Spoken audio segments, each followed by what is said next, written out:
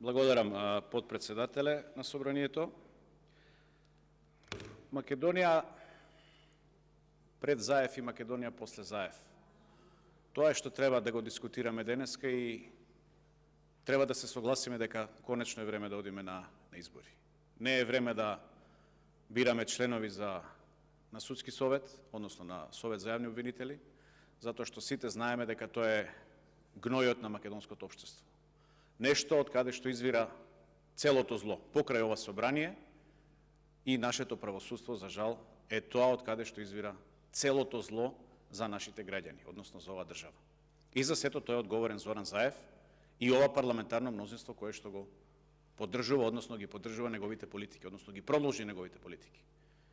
Овој новиот Димитар Ковачевски, не сакам ни името да му го споменам, тој не е достоен да не е ни присутен во салата, меѓутоа не е достоен да се споменува затоа што тој не извршува никакви државнички функции, односно ги извршува функциите кои што ќе му ги наложат неговите наредбодавачи од ДУИ, односно од Али Ахмети.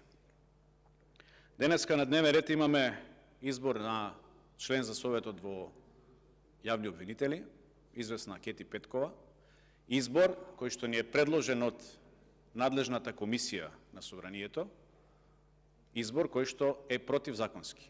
Прво е противделовнички, не е во склад со членот 128, точка 5 и точка 6, односно нешто што во изминатиот период два пати го прекршивте вие како парламентарно мнозинство. Првиот пат беше со изборот на уставната судика Тања Бозаџиева, вториот пат беше со изборот на членката на Советот на јавни обвинители. Простете ми, минатиот пат ја избравме како се викаше, Жупановска Светлана, која што исто така, значи, на незавршена точка на дневен ред, вие доставивте, односно председателката достави извештај до ова собрание. И после тоа гласавте. За сета таа работа има интерпелација и сега наместо да чекаме интерпелацијата да заврши, да утврдиме дали е прекршена процедурата, вие повторно ја кршите процедурата. И повторно продолжувате со насилство и со силување. И тоа е таа политика на Зоран Заев. Вие од опозицијата можете да зборувате што сакате, можете да правите што сакате, меѓутоа ние од власта нема да почитуваме закони. Нема да почитуваме деловници, затоа што ние сме моментално власт и ние додека сме, ќе тераме така како што ние мислиме, не така како што пише во законите и во деловниците. И тука е големиот проблем. Затоа реков Македонија пред и Македонија после Зоран Заев. Не зборувам за националните предоста кои што се направени, меѓутоа зборувам за едно големо зло кое што е нанесено на Македонија, а тоа е токму ова разрушување на правосудниот систем. Убаво спомнаа преска колегите, скоро се беше кажано, ако порано тоа правосудство имало доверба, не знам, 20-30%, сега има 1%. Тоа е, значи, од 100 души, 99 не веруваат. Интересно е да се види кој е тој еден човек што верува во тоа правосудство. Фрапантно. Ова е запрепастувачки. И треба ли нашиве пријатели од надвор, односно амбасадори да ни кажуваат, не знам, италијански амбасадор, британски амбасадор, американска амбасадорка да ни укажуваат дека состојбата во правосудството не чини. Зарем треба холандскиот амбасадор да излезе јавно на телевизија и да каже дека ќе си ги повлече средствата за проекти во правосудството. Демек ние тоа не го знаеме, односно вие тоа не го знаете. Не, вие го знаете, меѓутоа вие молчите. Молчите затоа што сте полтронски настроени.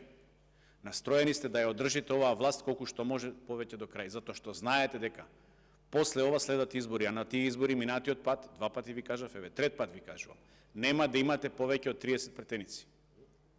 И затоа се борите, се држите ко слепи за стап и правите се што можете да останете повеќе на власт, односно им удоволувате на овие што тоа го бараат од вас. Ја партизирате администрацијата, ја го испартизиравте и искорумпиравте правосудството, за жал.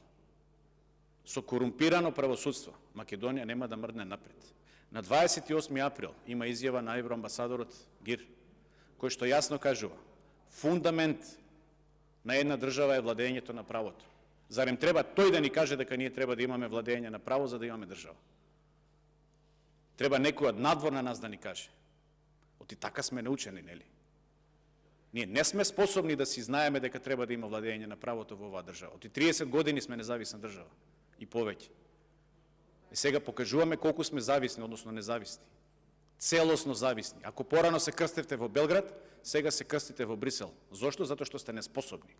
Неспособни сте да спроведете една реформа. Една реформа. И сега ќе го реформирате Советот на јавни обвинители со Кети Петкова. Ајде да видиме за Кети Петкова.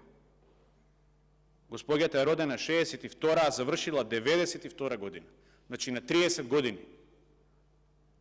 На 30 години дипломирала. Добро, може би во меѓувреме имала и некои приватни проблеми, па ете се одолжило студирањето. Меѓутоа, магистрира на 55 години. И сега таа ни ја предлагате овдека за член на Советот на јавни обвинители. На 55 години. Во моментов е 61 година. На 62, ако не се лажам, по наше законодавство се оди во пензија. Еви и да продолжи. 64, значи 3 години. Меѓутоа, мандатот како член на Совет за јавни обвинители трае 4 години. Ки се скратили мандатот, затоа што ќе треба прерано да замине во пензија? Очигледно да. И сега вие тоа не го гледате, чекате ние да ви го кажеме. Да ни се смее цела меѓународна јавност. Сите укажуваат. Сите. Нема странец кој не дојде и не потврди за ова. И не апелираше за ова работа. Меѓутоа вас воопшто тоа не ве тангира. Кој ќе го реформира правосудството? А Бази, тој што никој не го познаваше, го гласавте, односно го гласаа сите јавни обвинители? Тој ли ќе го реформира правосудството и ќе го гони криминалот? Ајде да видиме како ќе се постави во најновата афера Предатор со масовното следење, односно користење на шпионски софтвери во неколку држави. Од 2017 година ова работа. 6 години. Оливер Спасовски од 2015 е министер за внатрешни работи. Збор не слушнавме. Треба грчки новинари на нас да ни кажуваат. Грчки новинари треба да ни кажат дека во Македонија има фирма која произведува нелегален шпионски софтвер. Нели е тоа срамота? Во земја членка на НАТО.